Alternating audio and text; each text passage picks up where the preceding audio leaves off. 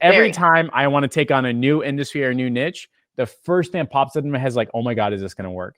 And if there's a sliver of a chance of it not working, I've got full on fear, full on freeze, just get the hell out. The bear is going to eat me type feeling, as bad as my camera is acting right now type thing, right? So how do you make sure, or what's your process on making sure that your ads get results almost without regard to the industry or niche?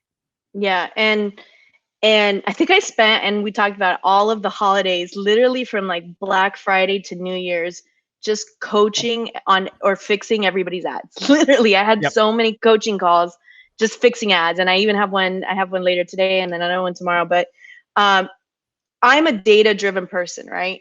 So yes, I've been in marketing for over 15 years. I know what a good ad looks like. I know what a good targeting looks like and so on. But you have to understand that the Facebook ads platform, especially after I've been in it for so many years, changes every other day. Yep. So, I may have recorded a Facebook ads module 6 months ago, but guess what? There's updates now, which is hence why we have these Facebook groups, right? So we can constantly update. But the point is you have to change with the time. So knowing that things are always going to change, throwing up the same ad or throwing up the same copy that you've seen in everybody's groups and posts and everything is not going to work. Yep. Just because it worked for that guy in Utah doesn't mean it's going to work for you in New York, and so on and so on. So because of that, I am a huge split tester, and most of you guys who have followed my stuff know that, and it's because I want the data to tell me the results. And so obviously I have a split test method, which I've actually recorded it. I had someone who had never even logged in a Business Manager before, knew nothing about Facebook ads. Literally, they watched the videos, they followed the process. It took them, even with the follow-up automation sequence, 3 hours to do the first time. It took them an hour and a half the second time, because then they felt more comfortable.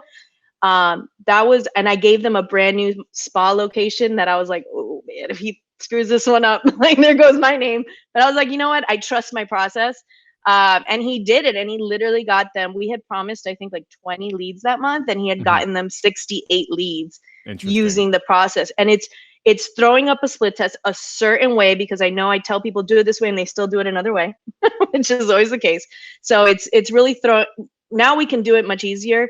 We don't have to split test gender anymore, age really, because the data will break it down for you later on. But you still have to split test creative and copy, and that's what's important. And all those people who tell you, oh, video ads are converting the highest, really, when was the last time you tested that? Because I'm still to this day always split testing.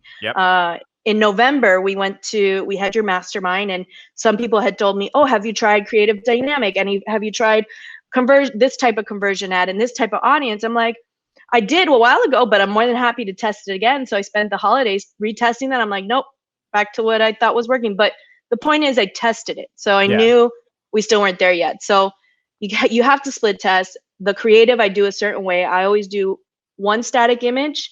Let's say it's like me smiling, and then a second static image that is completely opposite of the first static image. That's key, guys, because what I've seen is when I tell people to throw two static images up, they literally throw a girl going like this and then a girl going like that. And I'm like, what's the difference between the two photos? So they need to be polar opposites. So like one can be of T smiling and the other can be a meme, or memes actually convert really high, by the way, guys, in ads, as long as it's not covered in text everywhere.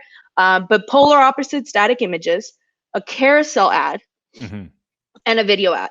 And if you don't have video, it's fine. All you got to do is go on, I use Adobe Spark Post or any kind of slideshow app. You make a quick slideshow of photos. I usually get stock videos of just like old people. We're talking about dental right now. Just old people smiling randomly. Well, because it's implants. So like the majority of people, I mean, there's young people missing teeth, but like the majority are older than 40. So I just get a bunch of people smiling, swinging on swings, and then say, we love your smile, we care about you, blah, blah, blah. And then that's your video.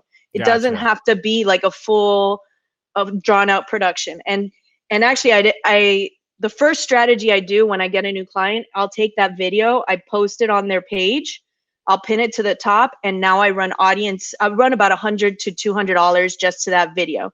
And the purpose is the purpose of that is now I create a custom audience of 90% view of that video. And that audience is what I use to create lookalike audiences, to drive traffic to. So this is all part of the retargeting strategy that you should be doing in a regular campaign as well, not just throwing up one ad and hoping it works. Yeah. You need to start growing your audience, engaged audience, people who engage with the page in the last 90 days. Yeah. If you can't get the pixel access, then you got to make your own, you have to make your own data. So using all that data, using the split test of the video carousel to static, within 5 days, you know who's winning and you just turn off the rest. And then you can kind of duplicate the process and really put the money to what's working and what's winning. Yeah, so that's pretty much the method. I mean, it's really data driven, and you just have to test. Stop copying and pasting people's images. Stop copying and pasting their copy. Like, think outside the box. Use your creativity. I do what's called competitor research. Whenever I take on a new industry or client for the first time, I spend a good 2 to 3 hours doing what I call, I know you do customer research, I do competitor research. So I pull up 5 local competitors, which I ask my client, who are your local competitors? And then I pull up 5 big names like Amazon, or like, for example, the business loan company, Lending Tree, Amazon business lending, whatever. And I see what everybody's doing. That's not to say they're all doing it right. That's why we're not going to copy them. But I see what everybody's doing. See the common words that are being used. You read the reviews. You see that native language being used in the reviews. And that's how I build my copy. If you look at my notepad on my computer, it's literally just sentences I've grabbed from websites, ads, things, and I've like meshed them together. And then that's how I create my copy, just like putting what appealed to me as the possible consumer together. And that's my point. Be inspired, don't copy. So your Steph's secret ad making process, right? Everything's like a process, right? Or a series of steps, right? So are you like concerned about CBO, by the way? Like all the stuff, you're just gonna like, it doesn't change your process at all, right? No, I spend a good amount of money in the split testing phase, which I tell all my clients up front about the split testing phase. It's a conversation we have to have, and I say, I'm going to spend a good chunk of your first month's budget on this. That's why I negotiate a monthly budget, guys. Don't negotiate daily budgets unless you want your client on top of you every single day. Negotiate a monthly budget. Take a good chunk of that. I want to say like $200, $300 if you got a good budget. Split test the 5 days, and then narrow down your money. Divide whatever's left in the remaining days of the month, and then you're fine. You'll still be within your budget. So, so you literally set up one campaign, right? One ad set.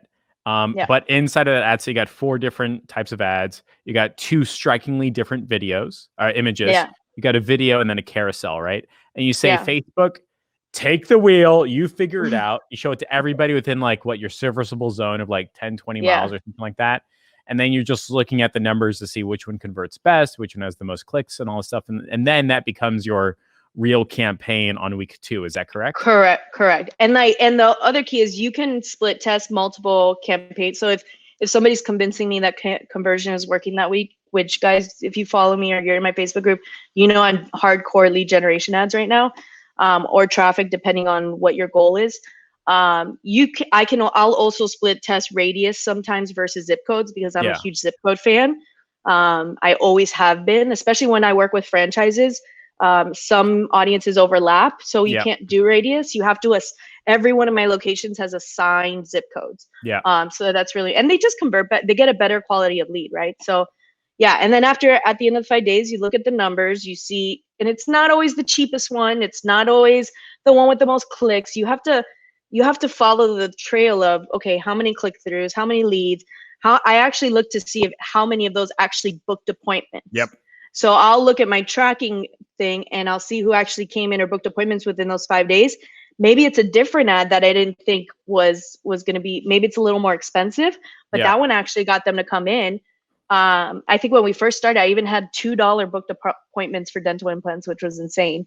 So you have to track a lot in the very beginning, but you could train a VA to do that kind of stuff if you don't want to do it, or do it yourself if you don't have that many clients. It's really not hard, but it's worth the investment of time at the very beginning I think I told this to somebody in your elite group the other day, like just invest the time learning it yourself, seeing the data yourself, and then let it run. Then you practically never have to look at it again, barely. But yeah, it works. So It works. We've done it with for the niche of like the smallest niches of niches of my students, and it works every time because it's data driven. yep. And you don't have to make the hippo argument, the highest paid person's opinion discussion about like what ads are working or not, or blah, blah, blah. You can be like, hey, we tried all four. And, you know, like Yep. your video that you paid $5,000 for is the worst one, right? Yeah. Something like that. And so you're doing this regardless of your industry or your niche. This is how you know if your Facebook ads are going to get results, because you're spending your dollars, you're figuring out which one's the best one, and then you go with that one. And then you've got some cool Zap Google Sheet thing where it says like the campaign ID, and then it has like the number of booked appointments or something like that, right? Yeah. Mm-hmm. You match, right. Cool. So you could set up a Zap to just label which ad it actually came from, which now it shoots in a go high level for me. So, and it attaches to the actual lead name and everything. So it's really easy to track. Absolutely perfect. That's so cool.